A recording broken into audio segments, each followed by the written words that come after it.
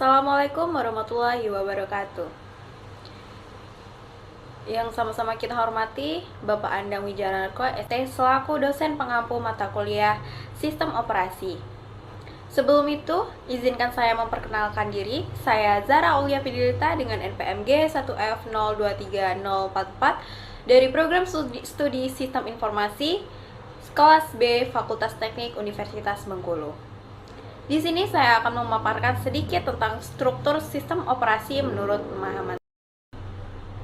Dapat kita lihat bersama di sini operating system structure dimulai dari user, kemudian ada user interface yang ada 3, yaitu graphic user interface, batch, dan command line.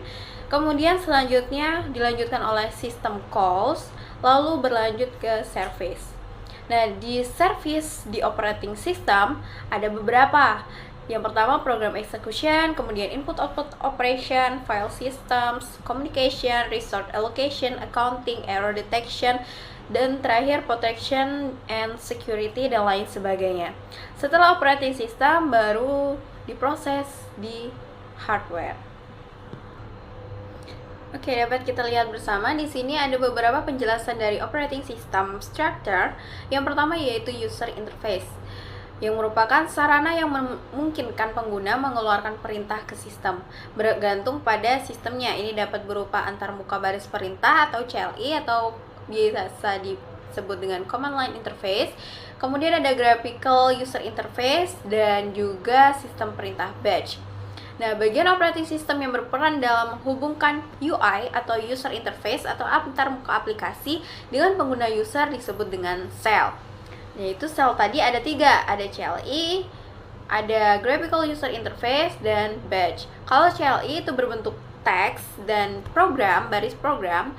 Kalau graphical user interface itu berbentuk grafis, dan batch itu merupakan perintah dan arahan untuk mengontrol perintah tersebut yang dimasukkan ke dalam file dan file tersebut dijalankan. Nah, fungsi dari ketiga jenis sel ini berbeda-beda. Kalau CLI ini untuk mempercepat akses pengoperasian, sedangkan graphical user interface untuk mempermudah user mengoperasikan suatu komputer. Dan yang paling banyak dipakai saat ini ialah mode graphical user interface.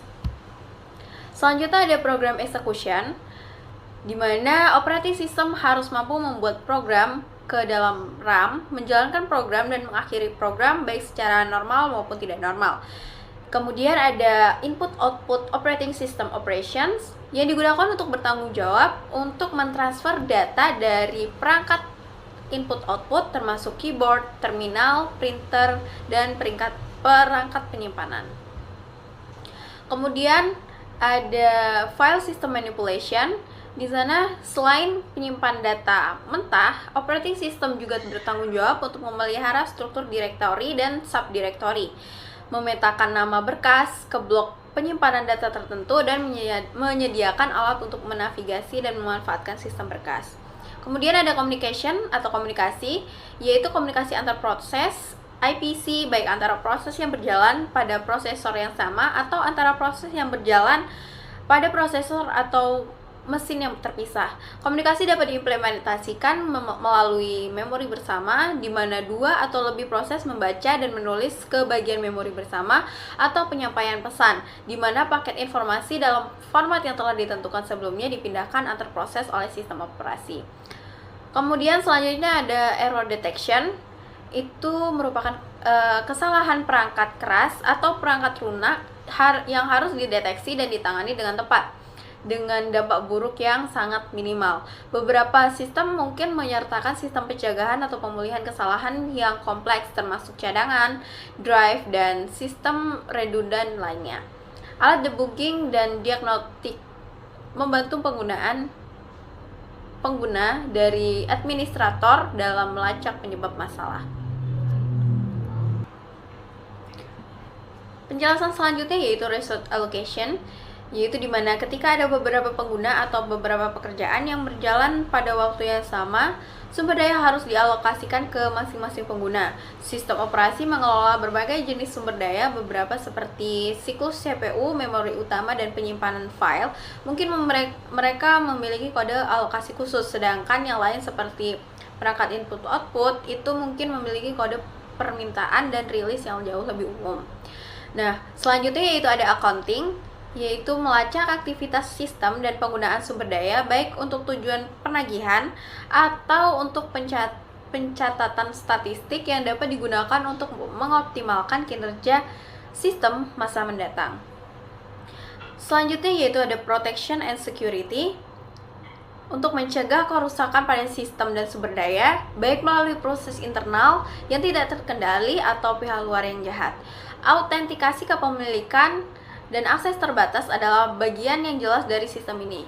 Sistem yang sangat aman dapat mencatat semua aktivitas proses hingga ke detail yang sangat rinci, dan peraturan keamanan mendikte penyimpanan catatan tersebut pada media permanen yang tidak dapat dihapus untuk waktu yang lama di fasilitas yang aman di luar lokasi.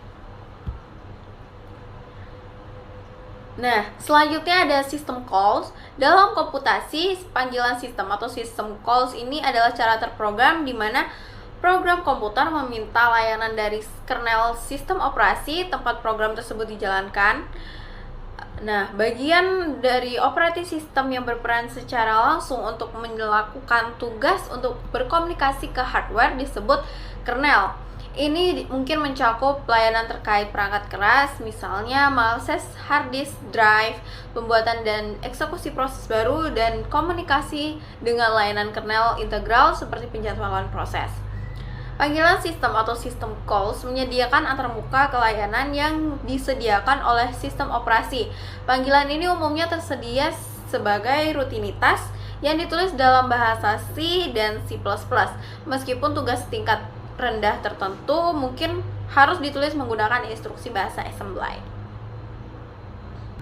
Oke, di sini membahas tentang contoh cara kerja dari system calls yang dapat kita tarik. Contoh itu misalnya menulis program sederhana untuk membaca data dari satu file dan menyalinnya ke file lain. Nah, ini pertama-tama masukan yang dibutuhkan oleh program adalah nama dari dua file input dan file output. Nama-nama ini dapat ditentukan dalam banyak cara tergantung pada desain sistem operasi. Salah satu pendekatan yaitu adalah untuk program bertanya kepada pengguna.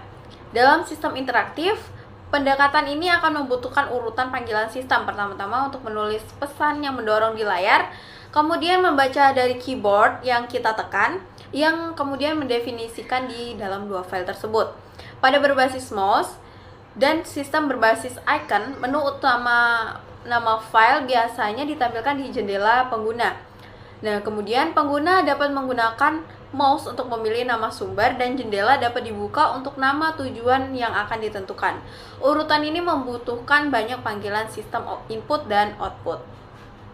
Setelah dua nama file diperoleh, program harus membuka masukan file dan buat file output. Setiap operasi ini membutuhkan yang lain panggilan sistem. Kemungkinan kondisi kesalahan untuk setiap operasi dapat membutuhkan tambahan panggilan sistem. Ketika program mencoba membuka file input, misalnya mungkin menemukan bahwa tidak ada file dari nama itu, atau bahwa file tersebut dilindungi terhadap hak akses. Dalam kasus ini, program harus mencetak pesan di konsol atau berupa notifikasi gitu biasanya, yang lain urutan panggilan sistem, dan kemudian dihentikan secara tidak normal, itu dari panggilan sistem yang lain. Jika file input ada, maka kita harus membuat file output baru. Kita mungkin akan menemukan bahwa sudah ada file output dengan nama yang sama. Situasi ini dapat menyebabkan program untuk membatalkan panggilan sistem. Atau kita dapat menghapus file yang ada, panggilan sistem lain itu tadi, dan membuat file yang baru, membuat panggilan sistem lain yang lagi. Pilihan lainnya adalah sistem interaktif, adalah meminta pengguna melalui urutan panggilan sistem ke output pesan yang mendorong dan membaca tanggapan dari terminal, apakah akan mengganti file yang ada atau membatalkan program. Nah, selanjutnya yaitu ketika dua file diatur, kita bisa memasukkan loop atau perulangan yang membaca dari file input, panggilan sistem, dan menulis ke file output, panggilan sistem lain. Setiap membaca dan menulis harus dikembalikan informasi status mengenai berbagai kemungkinan kesalahan kondisi. Saat di-input, program dapat menemukan bahwa akhir dari file telah ada atau bahwa ada kegagalan perangkat keras dalam membaca seperti kesalahan keseimbangan. Operasi tulis mungkin mengalami berbagai kesalahan tergantung pada output perangkat. Misalnya tidak ada lagi ruang disk atau penyimpanan. Akhirnya setelah seluruh file disalin, program dapat menutup kedua file panggilan sistem lain itu tadi. Kemudian tulis pesan ke konsol atau jendela itu kurang lebih seperti notifikasi dan akhirnya berhenti secara normal. Nah, kemudian ada gambar proses yang telah dijelaskan tadi, cara kerja sistem calls dapat kita lihat bersama di sini. Nah, mungkin segitu saja presentasi dari saya. Apabila ada kurang atau lebih, saya mohon maaf. Saya akhiri. Wassalamualaikum warahmatullahi wabarakatuh.